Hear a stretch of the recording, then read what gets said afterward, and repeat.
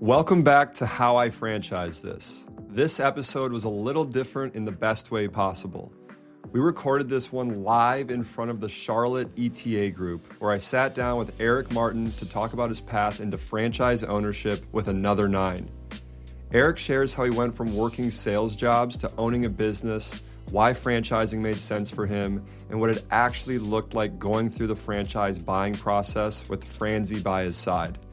Huge thank you to Sean Blanchard and the entire Charlotte ETA group for having us and putting together a phenomenal live event. I'm Alex Smerznak. I am originally from small town Minnesota and ended up in this part of the country for college. I went to Wake Forest, studied finance there, and got into entrepreneurship in college. I did a laundry and dry cleaning pickup and delivery business my freshman year and was hooked at that point. I learned way more doing that than any class I took at Wake. We ended up selling the business for kind of mid 6 figures, and as a 22-year-old thought I could retire and didn't know any better. Went and worked for the man. I worked for EY for a year and a half doing consulting with them, and I hated it. I love the people that I worked with, but not the work that I was doing. And I saw all these Uber for X businesses pop up. So your Instacart, Shipt, Wag, Rover, and thought someone's going to do this for laundry on a much larger scale. Why not me? And so I quit my job at EY and started 2U Laundry here in Charlotte.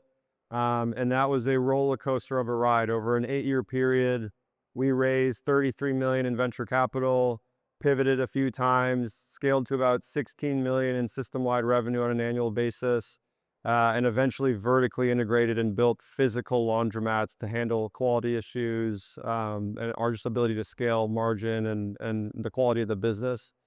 In 2021, we realized we need hundreds of laundromats, and laundromats aren't cheap. So how are we going to do this? And our answer was, why don't we franchise the underlying brick and mortar, and we'll layer the pickup and delivery platform on top of it, similar to what DoorDash or Postmates is to any QSR, quick service restaurant franchise. We just happen to own both the infrastructure via the franchise business as well as the delivery platform on the 2U side. So franchised in 2021, sold 118 locations in 14 months. That sounds good. In hindsight, we probably shouldn't have moved that fast, and learned a lot through that process as well, and saw the good, the bad, and the ugly of the franchise category, which is what inspired this idea for Franzy. The issue in many parts with franchising is, there's a lot of franchise brokers that will take a 60% commission on the franchise fee, but unlike real estate, there's no disclosure requirements, there's no licensure, there's no coursework. Anyone can be a franchise broker out of the gate. All of us could be one right now in this moment. And our thought with Franzy was, can we do what Zillow did to the real estate buying process and democratize access to data, information, what brands are growing, selling, having store closures, what is their average revenue, what's their royalty cost, franchise fee, all the information you would need to understand, is this the right fit for me? And then you throw on an AI layer where we can pair the perfect fit for you based on everything we're learning about you. And that's, the origination idea for Franzy. So I'm excited to be here with Eric. Sorry for being long-winded, but Eric was, one of our clients that we've worked with to help find the right brand. I want to turn it over to him to introduce himself and then share a little bit about, what you were doing before franchising. Yeah, thanks, Alex. I'm Eric. Hey, everybody. I've been here for about 6 years in the Charlotte area. Originally from Chicago area, lived there my whole life, went to college there, and when I was a senior, my parents moved out here. So I was going to college to be a sports reporter, much different than what I'm doing now, but I didn't have a job right out of college being a sports reporter. So I followed them, and they let me live with them as I tried to do that, turn into sales jobs. First one was with Sears Home Services, worked with them till they closed down. But, that was fun. Other than that, it's been different door to door. Worked for XPO for about 3 years in Ballantyne. That was just an office job that didn't really like it, but they paid me enough to stay there for me. Got back into sales, and I guess as far as ownership goes, I've always wanted to own something, own my own business. Just the mindset I had, whether as a kid it was owning a sports bar. I worked at Applebee's, I worked at White Castle, I worked at Uno's in Chicago and all those things, and got older and I realized a sports bar is not something I want to do. That is a hard, thing to do. So out of college with all the sales jobs, I had always had some sort of company sending me text emails. I'll give them my email and they'd say, hey, here's this franchise opportunity. And I mean, nothing against laundry or cleaning supplies, but a lot of them was cleaning supply. It was this cleaning supply business is for sale. And 5 years of that going back and forth with different businesses that I really wasn't too hot about. And then with my golf lifestyle, a golfer, not a good one, but I love to golf, ever unique. I found a company that would build me a mini golf course. I found the land. And land in Charlotte's not as easy to find. I was literally just driving around. And not the best way to do it, but I was just driving around trying to find land. Through searching, that turned into acquiring the mini golf place that my fiance and I like to go to all the time. So they were for sale. Literally just Google mini golf sales by me. They popped up. Another business broker going there through 2 different contracts to the business broker, the NDAs. They said next step is the owner will reach out to you. Never did. And then it's not for sale. Then it's for sale again. I reach up. Never did. But that kind of got me in the idea of mini golf. So I started working in the golf industry. I don't know if anybody knows Raintree Golf Shop or Golf Country Club down in Charlotte. So I don't know if any of you guys remembers there, but I was the front desk guy. So if you remember me, so I was doing that, trying to get myself in the golf business. And, phones maybe listen to you sometimes, but then across came Franzy. Franzy's like, hey, we work with this another 9. They do indoor golf simulators, and they're running out in Charlotte. So we were going back and forth, and Franzy did a great job connecting me, even with things that I don't need sometimes. Like another 9 says, hey, we got these people to help you find a location. Friends will say, hey, if you don't like that, here's my guy. This is what I did, here's my guy. And I haven't found a location yet, but that's my next step. And even once I get it, Franzy's like, you need a contractor? Maybe. If you do, here's my guy. So they were just always here giving me options throughout the way to where I just wasn't doing it myself. And that's my intro to how I got to sitting on this stool with Alex. Awesome. So how many people in here are actively searching or looking to buy a business or wanting to be an entrepreneur? Couple 10 or so, 10ish. So at one point you were in that seat trying to figure out what was next for you, what was the right move. It sounded like you worked with some brokers. Were you also using online tools? And I guess just walk us through that experience with looking for an existing business. I mean, let's start back there again. What went into it? How much time? What tools did you use? What worked? What didn't? Well, as far as the tools I used, it would just come across my phone. I mean, I had no idea what that next step would be, but I just kept looking. Anytime, even if it was Facebook, just anything on social media where they know that I'm looking to run a business, they'll start sending, at least to me, it just starts sending some business brokers, companies my way. And it's just subscribe to give them your email. And with no next step, I was just doing it. So just for years, I was getting those emails, and it just wasn't till Franzy. I mean, even the first time Franzy reached out to me, I didn't jump on board right away. I'm like, all right, I'll pin that because they're new, and I'll talk to them later. Well, then they have a Franzy guy. Hey, we saw that you like this, and they just came back to me, and I ended up setting up a call, and it was just an actual person rather than, just could be a computer just sending me this random stuff. Because I maybe reply to it and I see nothing. Well, with Franzy, they just kept reaching out to me and they actually want to help it. Like I said earlier, through the contract, it was like, hey, once you get to this step, even if I had not talked to them for a while, they'll give me a text 2 weeks later, hey, are you at this step yet? They knew every step along the way, making sure that I wanted to do that, as well as keeping my options open. I believe the first time I signed up for Franzy, they said, all right, give us 3 areas of business you're interested in. So I think golf fell under like entertainment. Go to David Buster's every Wednesday. I don't know if everyone here is aware of that deal. It's great on Wednesday. And that's just what I like to do. It's just the entertainment stuff, always doing something. So another 9 definitely really piqued my interest with that. And so, I mean, you were almost reactive. It sounds like a little bit like you're getting broker inbound ideas, you're checking them out. And then Franzy came along. How did you hear about us originally, I guess? And were you open to franchising, or was it more just like, I'm dead set on buying an existing business? Well, I I was open to franchising just because of all the alone work I was doing with the other couples. The company said we will do all the building for the mini golf course, find us the land. If you want to pay us an extra, I don't even know how much it was, we'll try to find the land for you. But they really weren't interested. They'd have someone call me and check up with me maybe twice a year. Hey, you still interested? You got land yet? Yeah, I'm interested. Don't have land. Okay, cool. Bye. Just like stuff like that. So Franzy came out. There was a Facebook ad. Just came across on Facebook, but it was Franzy mixed with another nine, which was a franchise I ended up buying into.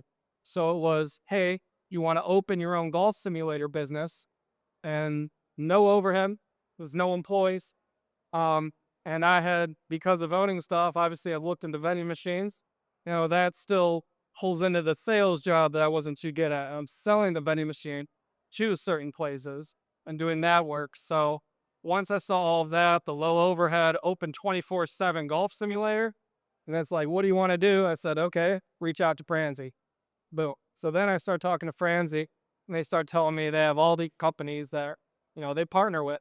So it's not just hippo golf simulators, but because of my track to there, that's the ad that I clicked on. Yeah, so like I was mentioning, we try to do what Zillow's done to real estate. So we have over 4,000 brands on our platform. We've scraped, Zillow scraped the MLS, which was how they were able to get all the real estate data. We scraped what are called FDDs, franchise disclosure documents.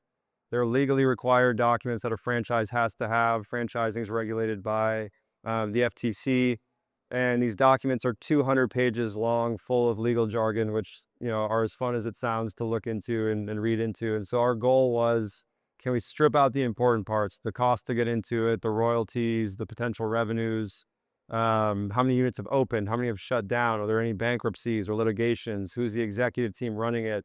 Really, again, giving you all that data. And so as Eric mentioned, our process is when you come through, we're using AI to understand you, but also then to pair you against those 4,000 brands. And we're objective in how we collect revenue. It's, whatever brand you decide, we're monetizing on the back end, but it's a flat fee. So we have no incentive to promote one brand over another. And so as Eric was looking at brands, one thing that's good about franchising, I think, versus an independent business is you have a peer network of other operators that you can commiserate with, share best practices with, learn from. You're a Slack, a text, an email away from which credit card should I get? Which payroll provider are you using? Hey, the TrackMan stopped working. How did you fix it? What kind of marketing things are you doing? And there's hundreds, sometimes, dozens at a minimum of other franchisees that are in the same position you are. And during the diligence process, you do this thing called validation, where you go talk to other actual franchisees who made the same decision or is going through the same decision you are, to learn what would you do differently, how did you finance it, why did you do this, why wouldn't you do it again. So walk us through some of the validation calls I guess you had. I mean, what was that diligence like for you, and who did you talk to, and what was that experience like? Yeah, so another nine's kind of pretty new to the franchising. Um, but I got to talk to their founders with Brett and Ethan, which is the name of their founders out in Cincinnati. After talking with them a while, I saw all their numbers. And with their golf simulators, they opened one in Cincinnati. They had 3 bays, and that's it.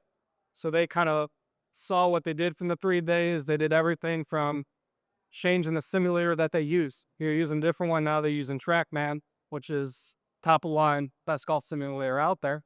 But they kind of learned that 3 is not enough. So everything that they're opening, they at least want to open at least 4 to up to 6.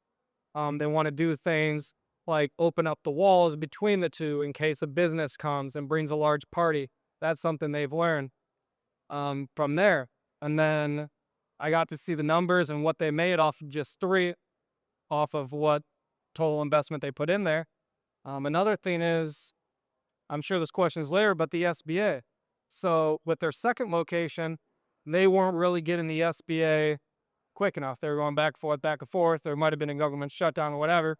But they found a city in Kentucky, which is right over the river, to invest in them. They found investors like that to, hey, you put your headquarters over here in Kentucky, we'll invest in you. So things like that would help because that just builds the city of Kentucky. As long as they have that, and then everything from you're going to get a lot of calls about cleaning services and everybody that wants to clean here, and then just how they deal with certain 24/7 operations because this is a 24/7 business. You need another nine, and it's always open, just a private day. Go in whenever you want, and the difficulty is between them actually answering the phone call at 3 a.m. and finding someone else to at least do that output for them. So I mean, you started out looking at an independent business, mini golf, opportunity. You switched over to franchising. Again, many people in here are looking at ETA opportunities. How would you compare, with the experience you've had so far? You're, 60-ish days in. Um, what's been some of the differences in your eyes on the pros and cons of franchising and the pros and cons of buying an independent business, on your own? Well, right now I'm in the process of looking for a spot. Back where I was with mini golf, drive around trying to find a spot, but I don't have that. With Franzy connected me to another night. Another night and has connections everywhere else. I have weekly meetings with two different people. One, for my success, my success advisor, and then also, do they call it realtors in the business world or like Like a broker, commercial real estate broker? yeah, like a commercial real estate broker. Morrow Hill is their commercial real estate broker. I'm meeting with him every single week. Um, Same with buying my house. When I was buying my house, I had no idea what the contract and everything going into it, but I had a realtor that wrote all that up for me. I trusted him to tell me the good and bad news and, kind of took his advice. Same with Morrow Hill. They're talking with these landlords and I mean, they're sending the LOIs, they're highlighting all the things that they want, they're negotiating on their terms. Having a team like Morrow Hill with me and having another nine to work with them has been, I mean, they have a new property every single week for me to look at, drive up to, and all I have to do is give it a thumbs up and say that I like it. And then they do the rest. So, I mean, I'm going out in this with my dad. My dad's my business partner. He couldn't be here tonight, unfortunately, but even with him, just having someone else there other than doing it myself, I was never someone that could do everything myself. I know there's people out there that can do everything themselves, and you guys are great, but I can't do that. So I love having that Morrow Hill team here, and then even all the way up to that success advisor, even though she's not doing much because it's not open yet. But once it does open, actually carry it and following up with me every single week, telling me what to do, teaching me what takes to make it a successful business. So I think that's a good example of some of the support systems, again, you have in franchising. Franchising is not going to be the right fit for everyone. Some people are, maybe incredibly experienced in business acquisition and they want to do it from scratch. They want to do it on their own. They want to buy an existing business. But if you're someone that appreciates that support on real estate, site selection, financial modeling, marketing, grand openings, et cetera, then having that peer group again, that's where franchising can become a good fit. I own a few franchises in Minnesota with a partner up there. I decided to do that versus, net new or independent because I'm full-time on Franzy. I can't spend that much time, and franchising is a path where not that you can be fully semi-absentee, but you can be a little bit more of this like executive model if you find an operating partner, because of the systems that are in place, because of the brand that's already built, because of the peer group of other franchisees. And I think some of those benefits that you've talked about with Morrow Hill and the support that you get is representative of that. I think something that's a little taboo that people don't talk about a lot is how do I finance this? What's my budget? Where do I come up with the money? Am I gonna have to deplete my 401k and use a Rob's rollover, which is an ability to access retirement assets penalty free to invest in a business as long as you're gonna be the operator. But how do I learn about that and what strategy do I use? So when you thought about buying a business, did you have a budget? Did you know how you were gonna finance it? I guess walk us through as much as you're comfortable sharing how, you and your dad approach that as far as budget. Did you use SBA? Did you use conventional? Was it retirement assets? How did you guys, how are you guys thinking about financing the build out of another nine? We're looking to do multiple. We got the agreement signed for two right now. And what we've agreed to do is kind of half and half, with one of them being self-funded by us and the investor we have. And then the other one moving to the SBA. As far as our budget with the money, I mean, my dad is a very successful salesman. He has worked with conventions throughout his full career. That's how he's made his money. Um, and he counts this as his retirement. So not all of his 401k, not all of his retirement money, but some of that, you know, less than $1 million, I guess we were thinking was our original idea of, hey, if this gets over $1 million, if we start thinking about that number, that's getting a bit too much. Maybe you look for more investors. Maybe we do something else on that. But as far as retirement assets for him, and then he's got 2 other houses. One he'd have to kick my sister out of, if it comes to that. And the other one is just a second beach house that he bought for the family that's out on the coast. So whether it comes to doing those or, you know, doing a loan where we would have to put those maybe up for collateral, we're kind of still going back and forth between them. I know that we'll have to have an answer once we find the space.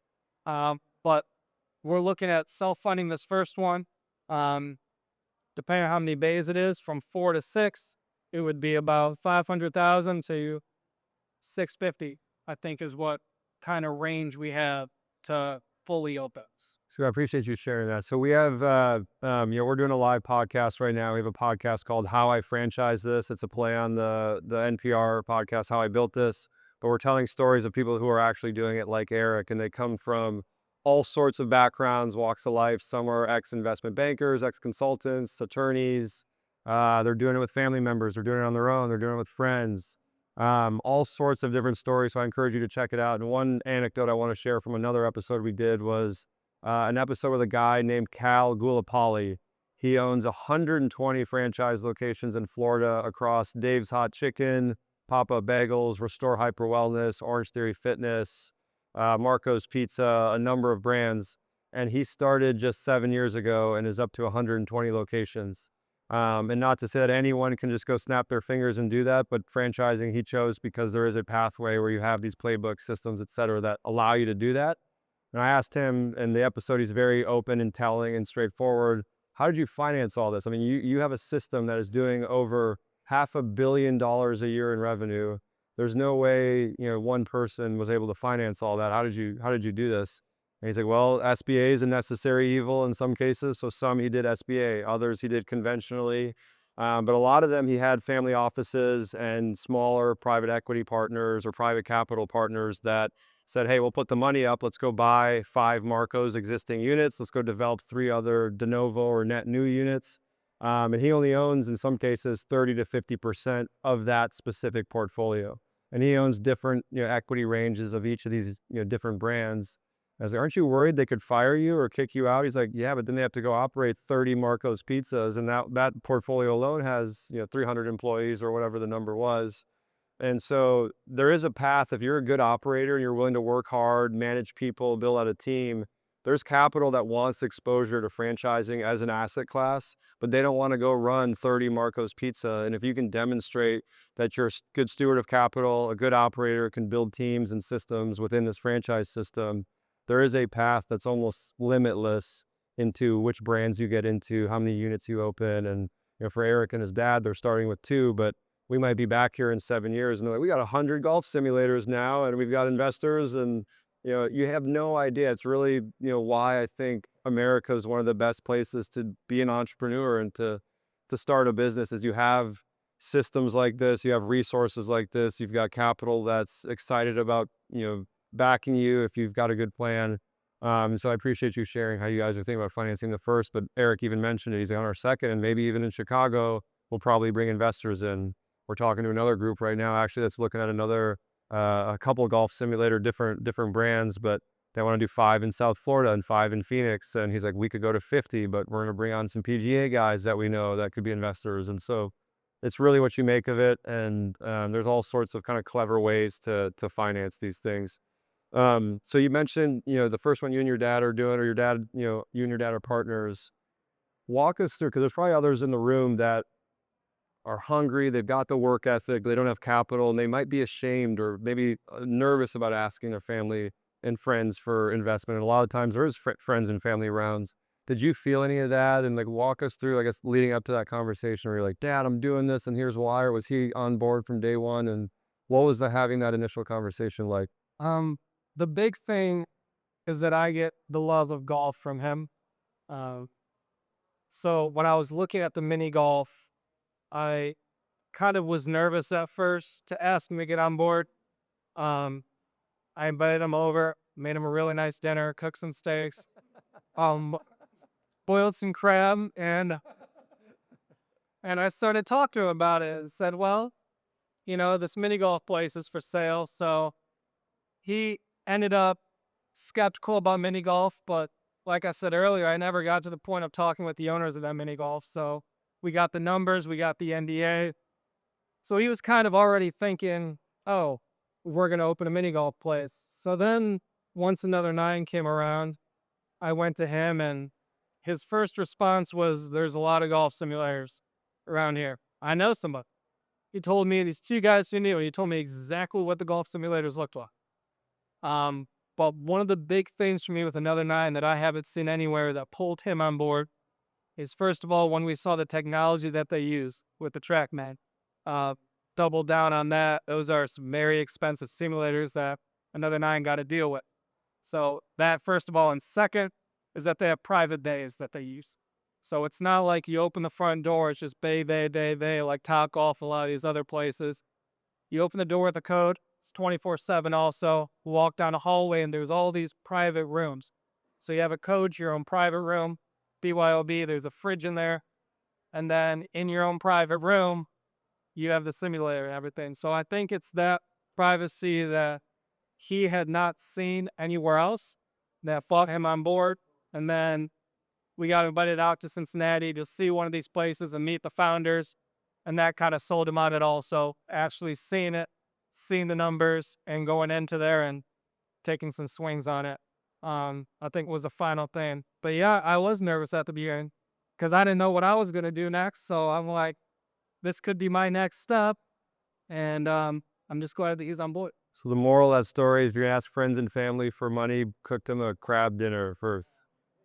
All right, so you're 30 to 60 days into signing the franchise agreement, and you walked us through where this idea came from, some of the diligence you've done. You worked with traditional brokers, you looked at independent, you looked at franchising, you had the tough conversation with your dad, you got him involved, you found Franzy, you started looking at brands, you did all the diligence with them. We've heard all that. All right, now the moment you've signed the franchise agreement, what does that feel like? What did the next 30 days look like? Was it like, holy shit, I own a business now and I got to get to work? Or was it, what did that first few weeks look like? That's right. I mean, going there, I was already kind of feeling like this is real. I'm actually going there. They're actually sitting me down there having the meeting. Um, but once I actually signed that agreement, it was like, let's get going. We met with that Morrow Hill group the next week. We started looking at places. By the first time we met with them, they already have 4 locations for us to go look at. And like I said, they're adding more every single week. We're sending LOIs, we're negotiating, we're going back and forth. This week, was kind of slow because it's Thanksgiving, so I gave a pass. I said, you know what, whatever, we don't. But hopefully this week we get more, and it's just every next meeting that I have, I'm just excited for, about that next step, the next LOI, just to finally get that spot. And then I think once it's getting built, I'm gonna have to drive to it most days and just feel like I'm watching it. Just stay up there. And that was another thing. When we went to Cincinnati, they showed us that they were actually in the process of building one. So we got to see kind of that, or what it looked like, and they walked us through their next steps with the contractor, and we got to see the floor plan, and we were just walking on rocks, But it was nice to see them going through, the founders opening another one, going through the same exact thing, at the same time as us. So we're both going through the same challenges. I think one other thing I want to point out is, franchising is like anything else. You're going to get out of it what you put into it. And so it sounds like you guys are having meetings weekly. You might even be driving sites on your own. And there's no restriction on, to a degree, what you can and can't do. You can work as much as you want. I think you have to treat it like what it is. It's your business. You're an owner, you're an entrepreneur. And just because you're part of a system, it's not mailbox money. It's not set it and forget it. And you put $1 in over here and you get $3 out. No, you are still very much an entrepreneur, a business owner, and you've got to treat it that way. And I think, take it seriously. And Eric's sharing exactly that. There's weekly meetings. We're looking at sites. We're talking to an architect. We're talking to a GC. The brand's not doing everything for you. They're helping. They have systems and playbooks, but they're never going to run your business for you. It still falls on you. I just want to stress that. I think too often people make franchising sound like it's a passive investment, or it can be a passive investment, and it's very much not the case. Um, you're still really early in, but for others listening right now, is there anything, any advice that you've already gathered in, this process that you wish first-time buyers or explorers, would know? I'll just go with Franzy. I mean, it's, Did not pay him to say that. they did. Next time they will. But oh, no. Like I said, I'm not one of those guys who could have done all this on my own at all. From my guy Franz still texting you all the time. It's like, hey, next step, anywhere. He even set up a meeting with me with his guys that would be the brokers down in Atlanta. And I mean, I ended up going with Marl Hill because that's what companies advised me. I haven't seen a reason not to yet. But just that they still care, that they're reaching out to me, that they're still, I have people along the way that are, I'm going to see the sites and everything, but they're writing up all the contracts. They're setting up the LIs. They're doing all the negotiating. So that's the best thing about franchising, and Franzy has those connections. So anyone who hasn't taken that jump yet or hasn't known who Franzy is, if you're looking for something, they have partners. So you don't know next step yet, I'd say do that. Promise we didn't pay him to say that, and at the expense of this sounding like a Franzy commercial. The guy that Eric's worked with, his name's Vivek Shah. He's a former F-16 Air Force pilot. Phenomenal guy. He owns 3 Sharky's franchisees here in Charlotte himself. It's a kid's haircutting place. And we're intentional about that. We want people on our team giving you advice that have actually done it before, that have been in the seat. And so the AI platform that we've built is impressive and it's powerful, but there's still this human interaction and coaching that's critical. You're buying a business, you're making a huge life decision. And so we want you to have access to resources that have done it themselves, can help you in that regard. Caleb's here from our team in the back, waving there. So if anyone is interested in exploring business ownership or franchising, give him a ring or reach out to him. And same thing, he's been a franchisee himself. He's been in this world for a decade, 15 years or so plus. Last couple of questions, then I want to give you guys all a chance to ask either me or Eric questions as well. But you've been through this process. You were at this point in your career where you're like, I don't know if I love this job or this career path. I want to do something different. You started looking at businesses. That was somewhat frustrating. You got to cook your dad crab. You're going through this whole diligence process. Was there a part that was emotionally tough, and how did you get through that?